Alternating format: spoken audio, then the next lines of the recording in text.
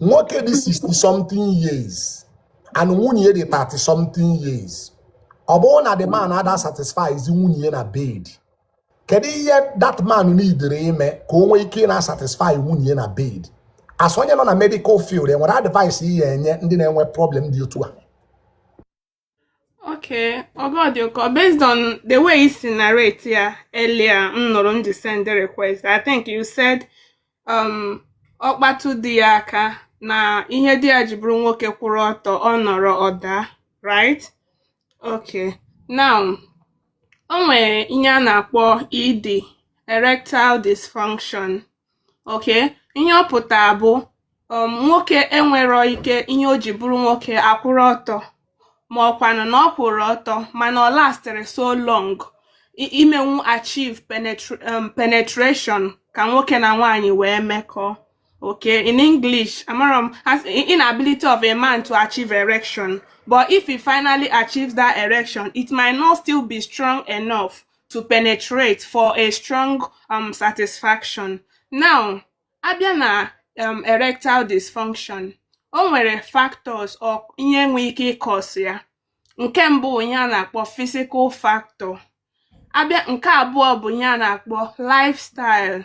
Nke atọ bụ psychological factor. Abịa na physical factor, ihe a na-ekwu ebe anwa bụ ihe gbasara hypertension, diabetes, ọrịa ọbara mgbali elu, ọrịa sugar, ọrịa obi, heart disease. Because ọ bụrụ na nwoke nwee ọrịa hypertension, ọrịa sugar ma ọ bụ ọrịa obi, ọ na-reduce blood flow to all parts of the body, nke gụnyekwara ihe nwoke ji bụrụ nwoke.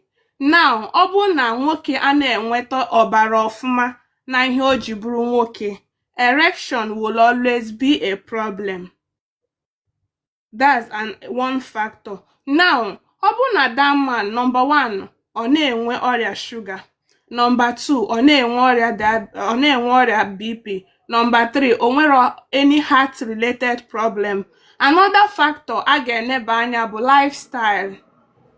The man ọ na-aṅụ mmanya, ọ na-ese siga, ọ na-eme abuse drugs, like all this over the counter, papa Nkechi kechere m ọgwụ nka, kechere m ọgwụ nka. Those factors can also lead to reduce blood flow to the gbola of a man. Because ụmụ nwoke che na nwoke ihe o ji bụrụ nwoke ịkwụ ọtọ bụ site n'aka nwoke. Mba, enwere 3 muscles nọ na ihe nwoke ji bụrụ nwoke, and these 3 muscles ọ ha nwa na-enye aka ime ka o kunie, nyekwa aka ka o kudaa.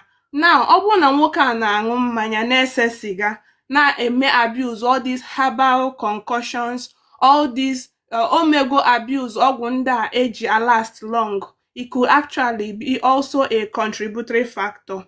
The third factor there bụ psychological factor. Nke a bụ nwoke ahụ ka stress level ya dị, ọ na-adị stressed out, ka ọrụ ya dị, ka business ọ na-eme dị. It could also be from maybe ọ na-enwe problem with people. Ebe ọ na-arụ ọrụ, maybe manager ya na-complain mgbe ọbụla. So those things psychologically brings about a reflex action na ihe o ji bụrụ nwoke. These 3 factors, ọ bụ na nwaanyị a chekichaa ya, ọ bụrụzie na onwero nke si from these 3 factors, that means it could be na the man na-enwetezi ya from outside. Mana onwe m chọọ ka m kwuo, ọtụtụ ụmụ nwoke bụ ndị na-agabiga this ọrịa high BP, fa amarọ na fa nwee ya maka na fa agabero check onwe fa before. Ọ ya nwa na-egbu ha sexually. Sexual erectile issue bụ one of the cardinal signs a na-afụ na ụmụ nwoke nwere ọrịa ọbara mgbali elu, ọrịa sugar, mana fa amarọ na fa nwee ya. Because o nwere otu ị ga-esi si na ihe na-atọ sugar mana ị testịrọ ya, ịma mma na ị nwere ọrịa BP na ọrịa sugar ma ọ bụrụ na ị chekiri onwe gị.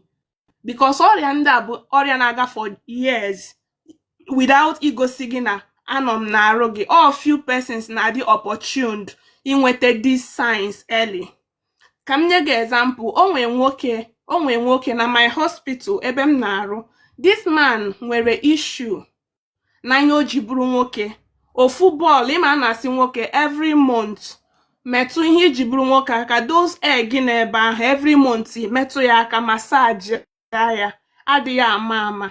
This man nọ ọ na-enwezi erection, obinite ụra, ihe o ji bụrụ nwoke adịghị ebinite with ya nwa.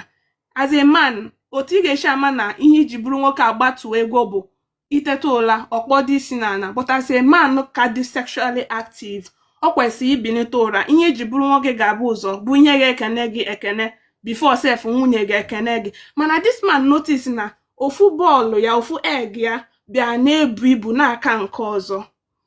Okwuro onwere onye ọgwa, and that period ọ na-enwe decline in sexual desire. Nwunye ya bịakete ya ọ sị ya ike adịrọ abụrụ na ike adịrọ ya ịrụ ya, but ọ ma na ihe ahụ ama nkuni. Now to a point the thing now grew like FIFA football. The thing ebuzi eza nke ọzọ epe mpe. Mgbe ọ bịa ụlọọgwụ, a lot of I was able to enjoy ya, mee interrogate. Ọ sị na ọ nọ na eche na onye ga-eji aka ya resolve na ọ chọrọ ka nwunye ya mara. That was the response. And the woman has been suffering for years saying that ọ na-emetụ ya aka, mana the woman amara ihe di ya na-agabiga. So this woman in particular, ọ bụ na ị ga-asị ya nne di gị kemgbe o chekiri BP ya last, kemgbe di gị chekiri shuga ya last, di gị ọ gago ụlọọgwụ eme ya general evaluation ka a mara ma enwere ebe the thing shi abịa. Because nwoke dị high blood nwee high BP, ihe o ji bụ nwoke a na-akwa arụ ọrụ. Ndị nwegoro high blood pressure ebe a can testify to it.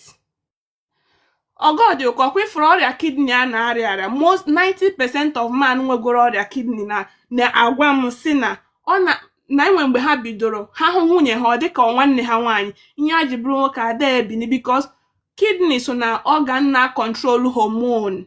Now when kidney is affected, that hormone am available for erection to happen, so it could also be a factor. So this woman jugodu dia ya dị na hostile to the husband. Ya kpọọ ya ọ dị ya ka ọ bụ enwe mgbe nwaanyị ji agwa di ya okwu, ya jụọ ya ọwụ BP na-eme ya ọwụ sugar.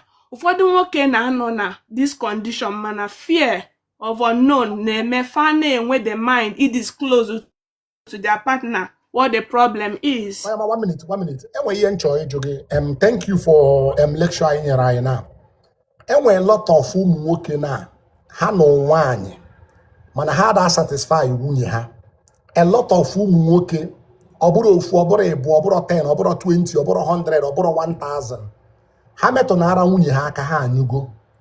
Mana the problem anyị na-enwe na enwere onye na-ekwe inwe this conversation because achọrọ m ka mmadụ nọ na 1 minute, achọrọ m ka mmadụ nọ na 20 seconds, achọrọ m ka mmadụ nọ na 30 seconds, achọrọ m ka mmadụ nọ na 1 minute man. Ọ na-eme anyị achọrọ inwe this conversation. Now ihe na-ajụ gị as somebody nọ into medical field, kedu ihe nwere ike cost nwoke ya abụ omitie nwunye 20 seconds onyugo, omitie nwunye 1 second onyugo? Nwoke na-enwe problem a, kedu ihe solution, kedu ihe way forward? Okay, nke ahụ a na-akpọ ya premature ejaculation. Premature ejaculation, number 1 na-cause kwa bụ infection. When it comes to medical causes, infection could be the problem. Ụfọdụ nwoke bụ ọrịa n'ime arụ mana amarọ na fabia because some infection na dị on aga unnoticed imama.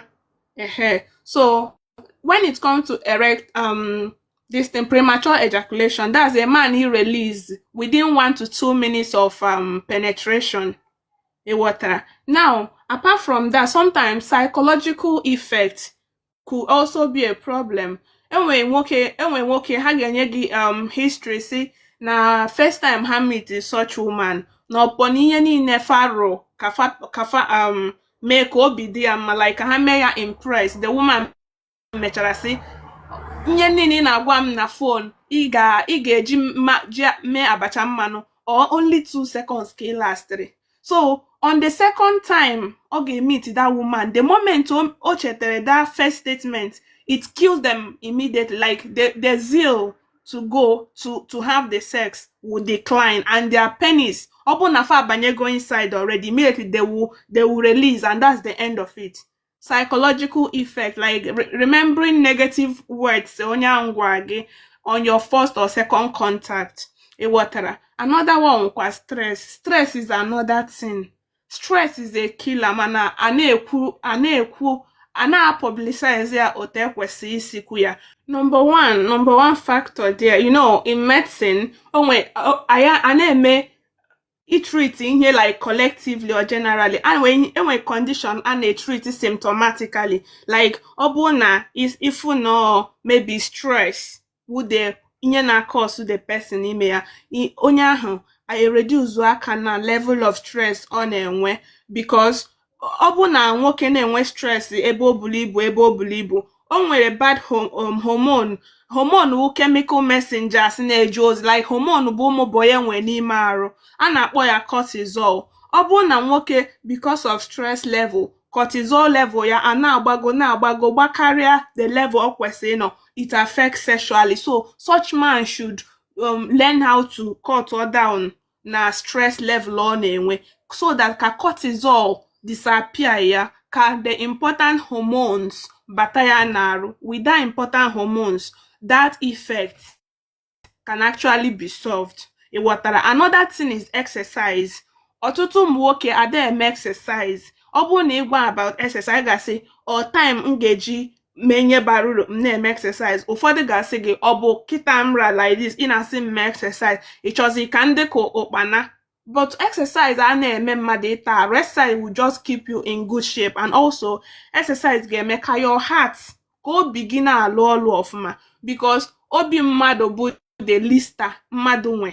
Ịma ọ bụ na lister ga-adịrọ healthy, ọ manye ọkụ to the whole compound. So ọ bụ na obi mmadụ eshiro ike na-apọmpụ blood ka ọ kwesị, ọbara ama nlu ebe ọ kwesị ilu. And onwe m chọrọ ka ịghọta, all organ, ihe ọbụla Chukwu ke mmadụ n'ime arụ nwere amount of blood ọ kwesị inwete at each point obi gị kụrụ kpimkpim. So ọ bụrụ na nwoke na-eme exercise ọfụma, ọ ga-eme obi ya dị healthy, and obi gị dịrị healthy as a man, ọ ga na-push blood to the right part, and not just to the right part, the right quantity of blood ga na-aga.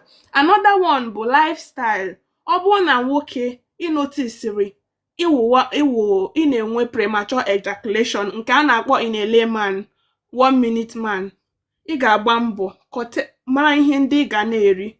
Nwoke ekwesịrọ iri nri ka nnụnụ na-efegharị, ofete opecha na nka mba, ị kwesịrị iri ihe ka nwoke. As a man, gị nwee na-aga na-azụ shawama, burger, all this pizza, ọ dịrọ necessary, because those things contain thousands of preservatives may affect the production of your sexual hormone a na-akpọ testosterone, because nwoke ọbụla nwe decline in testosterone production will always have problem in the room 306. Maka na ọ bụ na nwoke, ọ bụ na previously afa gị bụ Ebube Dike na room 306, ibido na-eri ụmụ ife adịrọ mma, nwunye ị ga na-agụrụ gị kunie n'ibu dike tupu na-emenye unu kwesị ime. So ihe mmadụ na-eri dị important. Another one is most men na-ebuild onwe ha mgbe ha dị young with ị na-aṅụ mkpụrụ ọgwụ ka wee last along na bed. That thing nwere long term side effect. Ọ bụrụ na mgbe ị nọ na your 20-25 ị na-aṅụ ọgwụ ka ị wee nọ karịa oge Chukwu si ị ga na-anọ n'elu nwaanyị, mgbe ị na-erute 40, your strength and your erectile power will drastically go down. And nke a ejiro Igbo agwa ya onye ọcha, onye ndị mmadụ amataro. Mgbe ọbụla nwoke bido na-use ọgwụ ka o were nọ karịa oge Chukwu nnanye ya, onwe ihe a na-asị rọba band na-agafe elastic limit.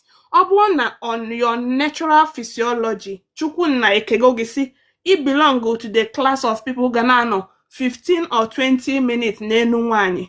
Mana ifugo na some of your friends na-asị gị na ha na-anọ 40, ị gazie na-aṅụ ọgwụ ka o wee prolong your erection power. Mgbe ị na-eru 35, everything will be cut off because you've already stretch those muscles beyond repair. Like Imasi, you cannot eat your cake and have it. The erection equals a reserve for your 40, 50, 60. You use going at your 20s. So on what was Oburon called the Kokigabia Bororo within a erection. So that is it. Another one is water. Water is important in the life of a man. Water, mmiri a na-aṅụ aṅụ dị very, very important. Most men na-adị dehydrated. Mmiri dị mkpa n'ebe nwoke na nwaanyị nọ. When it comes to sexual affair, ụfọdụ ụmụ nwoke ga-abịa sị, adị m aṅụ mmiri, ihe m na-aṅụ wụ juice. As a man, gị nwee ịṅụ juice, ị nwere business with juice. Ihe ị na-edere ịṅụ wụ mmiri. Ị kwesịrị ịṅụ 3.5 of water, liter of water on daily basis, because mmiri ga-enyere gị aka sapụsịa any nje nọ gị n'arụ. Not just that, it will also help you to keep you rehydrated, because ọ bụrụ na ị nwere mmiri n'arụ gị, isi na ka isho ye nwaanyị pepe na room 306, when you are dehydrated, automatically you go exhausted and you can't act beyond that. So nwoke kwesịrị ịṅụ mmiri. Now ihe ndị a na-ata kwa ifuru as a man, ọ bụrụ na ị na-eperform ọfụma, kwa ifu ihe ndị a, cucumber, ọ dị very, very important na ndụ nwoke. Cucumber, watermelon, o nwere this thing nọ na watermelon a na-akpọ lycopene, is a substance, is an aphrodisiac. Maka ụmụ nwoke na-aga na chemist na-ego ọgwụ ka ha last ya long. Ego ahụ ị ga-eji ego ọgwụ, were ya goro malam, cucumber, watermelon, groundnut, walnut, all these nuts. Ọ bụrụgodu aki Igbo, ọkwa ifo aki Igbo, aki a na-emete na nkwụ. In a village, gwa ụmụ village, ha weta ya, ha crack yara gị, tinye ga na water bottle ka groundnut. When you are watching audio call programs in attire, is very, very good for you as a man. Garden egg is very important. Kola nuts, they are all things that will help you. Only micronutrients, all these things in way that a man go to any pharmacy. Rather, you'll be spending your money unnecessarily on those things. Wow, Wayoma, thank you very much. Thank you very much. And one thing was on choice, but I'm like you were just 2 minutes work or here. In the career na course, kidney problem is too much in keep as well. Before or the two are before. Manaketa na ebo na itinyere kidney problem, kidney failure, kidney problem. Career na course we. Okay, Odioko, thank you, Maka. Question, Ejomo, or a specialist in kidney, or even specialized in a nursing, and inyem na fu every day, inyai na fu every day. Maybe in the next 2 years, amoro mwega for kwao. Number one thing, nneku, worldwide, high blood pressure, high BP is the leading cause of kidney failure. High BP. In just 2 minutes, so I wouldn't go in details telling us how OCMA, because in medicine, in your banana course, in here where usoro oja course in here. Just 1 minute. Where 5 minutes? Where 5 minutes? Okay. So worldwide, high blood pressure, mana abanye, mana Africa, mana obodo mepe, high blood pressure and diabetics, they are the leading cause of kidney failure. But we Africans, high blood pressure is our leading factor. Why in the Western world, bendiocha or sugar na cause nkefa water. Mana that does not mean that even abayo when the sugar cause nkefa. Now, ọ bụrụ na nwoke, ọtụtụ ndị mmadụ amaro na fa nwere BP. As I'm talking to you now, we are 1.5. Enwe ike half of people never echekibe their blood pressure in the last 5 years. When they nke check ebu mgbe ha bara school their first year till now.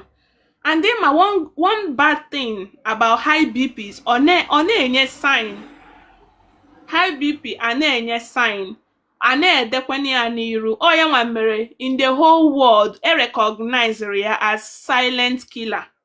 High blood pressure worldwide in medical line is regarded as silent killer. Maka na ọ ga-abịa na-ata gị n'arụ mana ịma mma.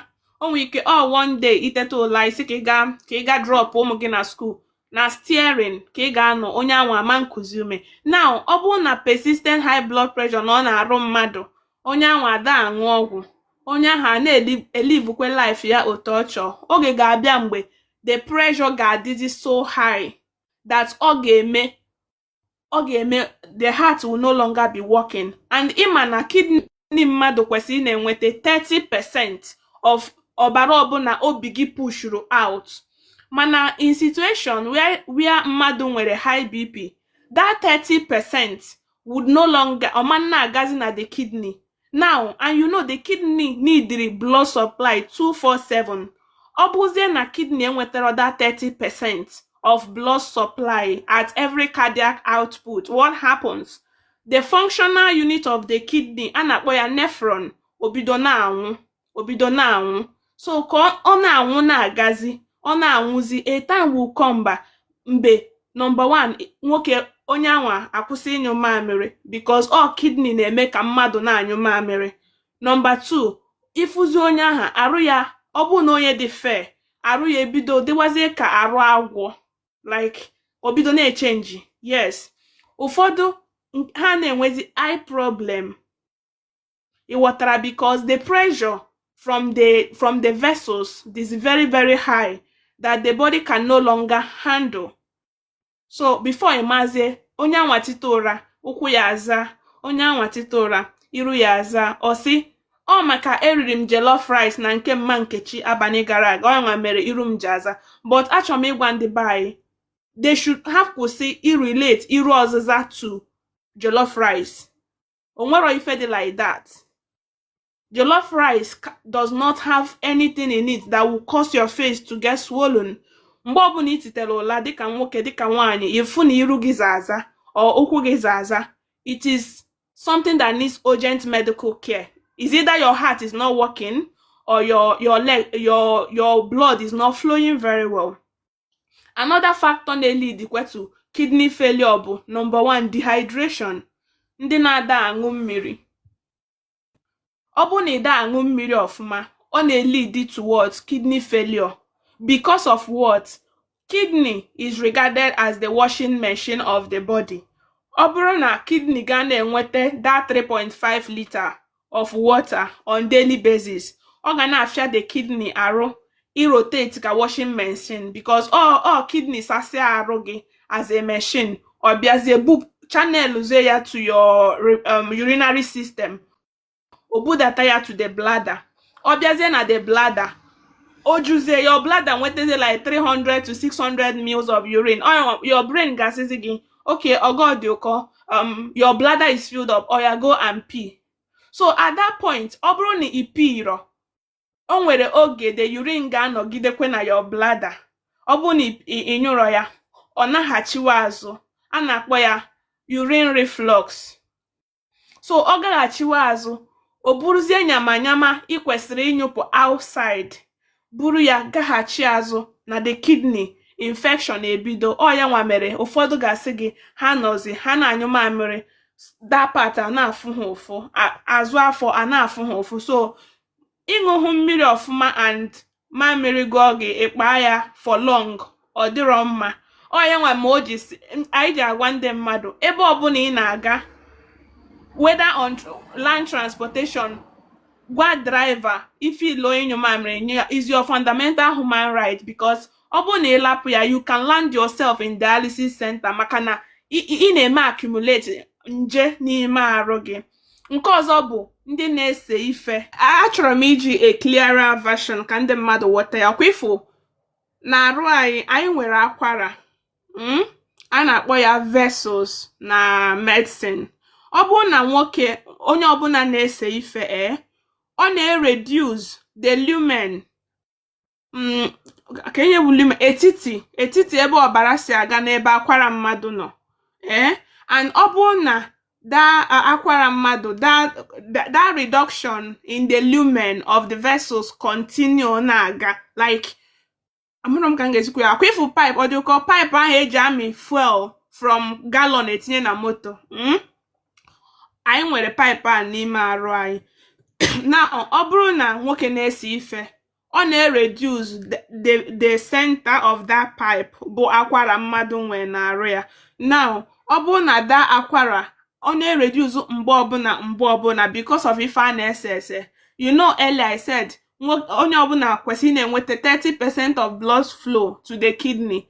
Now ọ bụrụ na akwara nwa dị obelezi constrict pezie mpe ọma na-enweta that blood. So like that, there will be decline in kidney function. If onye anwa ọma na-anyụzi mamịrị, enwe patient nọgoro 10 years 8 years fa amarozi ihe bụ ịnyụ mamịrị maka na kidney ha anaghịzi arụ ọrụ. Ọ ya nwa mee ka ha ji abịa dialysis every 2 days, like every other day, na-abịa ejirize machine na-asa ime arụ ha ka ha wee kwe dịka ibe ha. So another one kwa bụ ndị na-aṅụ ogogoro, all this iweta akwụkwọ nka ishie nka na-aṅụ herbal concoction. Ọ na-enye kidney nsogbu because all kidney na who the detoxifying organ nọ na-arụ. Now ọ bụ na kidney ahụ iwereze ihe siri ike na-eyikwasa ya n'isi ọma mbunwu ya, before you know it kidney ebidozie na-enye nsogbu. Onye anyụọ mamịrị ọ na-afụ ụfụfụ ncha, onye ahụ nọrọzie ọnụ ya atọ ya ka onye tara ntụnụ gbara nchara. Ọ nọrọ arụ a na-akọkasị ya. These are clinical signs fa na-enweta ịghọta. Another factor na-leadkwa to kidney failure bụ ndị anụnwa every time processed food. They are all chemicals and arụ mmadụ enwere ọ bụrụ na ị na-eri ya mgbe ọbụla they will overpower the body to fight. So ọ bụrụ na family overpower the body to fight, what happens at a time the body will now say I'm tired. Once the body say I'm tired, ifuzua onye anwa a manifest wazie with signs of kidney failure. Iwotara most of our men most of our men are battling with kidney failure. Man enwekwa ndị na-abịa na your platform nwego ya already mana ịmarọ na fa nwe ya, but I know most of them. Our men don't check themselves. Fa na-check arụfa. Fa dey check. Okay, Nwayọma, thank you now. Thank you very much. Now, I say for you to advise us. Can I advise here? Mmadụ 1,600 na-ege ntị ebe. What advice here people? Number one advice bụ onye ọbụla mara blood pressure level ya. Onye ọbụla mara ya. Onye ọbụla kwesị inwe machine eji echeki BP. Family ọbụla kwesị inwe the basic health tools like high BP monitor. Because ọ bụrụ na inwe BP, ịbụ nwoke iteta ụla na BP gị ọgbago ihe dịka 200. Because when the BP a na-eru 200, BP is meant to be around 130 120, but when the nke a na-eru 200, I kwesị ịma, yes, at that moment you need to relax. Even if you are to go to work, you can report to work and you can call them and say your blood pressure is so you need to, even they will tell you relax because they know the implication. Mana a na-echeck here, and such man buru such BP level ka ọ pụọ onye maka na afụ na asị mmadụ slump n'ụzọ, because the BP is beyond that level that the body can control. So nwoke ọbụla nwaanyị ọbụla kwesị inwe BP machine. Onye ọbụla ma ihe BP machine. So ana m erekwa BP machine maka ndị chọọ n'ọdị ụkọ ka ha contact kwa m. Ole ọbụla onye chọọ m na-ele ịghọta. Number 2 bụ onye ọbụla check ya sugar level ya. Sugar. Ọrịa sugar or a silent killer. Yes, or a silent killer. Ụfọdụ ụmụ nwoke na-enwe erectile dysfunction or sugar na cause kwa ha nwere ọrịa sugar mana fa amarọ ịghọtara. So onye ọbụla mara sugar ya, onye ọbụla mara BP level ya. Onye aṅụ n'ọgwụ si na afụrụ m ebe a na-eme advertise ọgwụ na TikTok ha na-ego. Ọgwụ ọbụla mmadụ kwesịrị ịṅụ n'ụwa kwesịrị ịdị prescribed. If you have any concern about your health, biko onye abịa ị ga na TikTok na-ege some people na-eme advertise drugs. They don't have any medical field knowledge. They are not nurses, so they are not doctors, they are not scientists, but they are selling drugs, supplements, and our people are buying it. Please do not buy any drug if it's not prescribed. Wow. Why, Oma, thank you very much. Insina in a lay de check BP. The sample on the kaifo. Yes, oh no, yeah. Kaifo. Oh, the machine before. So this is, I can open it and show. So this is the machine. It's very portable. It's a tested. Most persons Google Kwame on TikTok. If they are here, they can testify. Yes, I will build to any part of the world. To any part of the world. Ego ne ana joke ke price. 65,000. 65,000. That's the price for the machine. Yeah. Okay, that's 65,000. Or maybe you do any way bill. Mba, obrom ego way bill. Way bill depends on the person's location. Yes. Okay, last price that we go the one. You we put go to on a platform. Oh God, you got 65. Oh, carton price be fine. No, na igakwa nande maybe ndenye go no na store. You can wait there more than that. But this is the flat rate. Kembo rechargeable, and when you charge it, it lasts for like 4 months before you charge again. So that has been the price. Because when you go on a platform, because no then a comment section. A lot of people, or you confess them advertise. That was last year when you came back. Okay, that day a lot of people go kwara ma obu na odiro mma ama m na fa nwe ike ịbịa n'aka gị. Although that day inyere m ohere isi na onwe chọrọ itake gị out na Lagos isi m mbata life gị again, but since ahụ abịabere m your life. Ọ bụ na mmadụ chọọ igo ya n'aka gị enwe ka o esi wee contact gị enwe nọmba eji contact gị. Yes, enwere m nọmba eji contact m for it. Mkpọ ya. Okay, 081 817